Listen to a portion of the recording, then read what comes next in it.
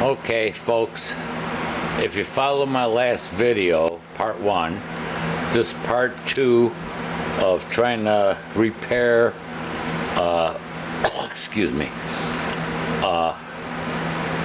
a number 1011 1949 to into the 50s transformer for Lionel trains. I don't know if you can see that good, but if you saw my last one, I put the strip back over there to cover that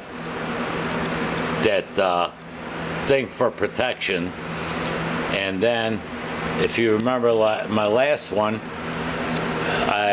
one heck of a job to get the solder to hold and break loose the old wires, because the old wires and solder from 1949, it used, if you remember the last video, steel wires and probably with lead solder. So I had to use 2 different water soluble and lead free flux to try and break it loose and build it up to what you see here. Be careful. You have to use a gun like this with medium and then high solder,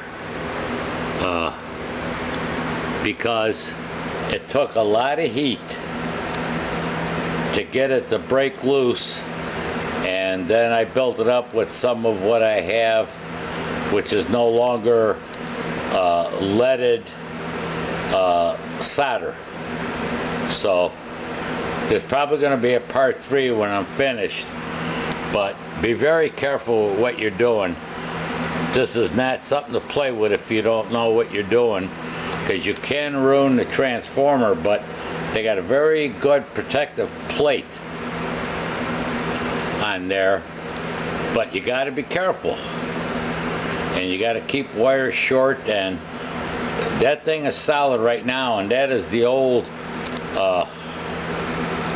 protector on there that is going to go up when I close it up. This will be the end of part 2, and you'll probably see the finished product, part 3, and hopefully working. Thank you.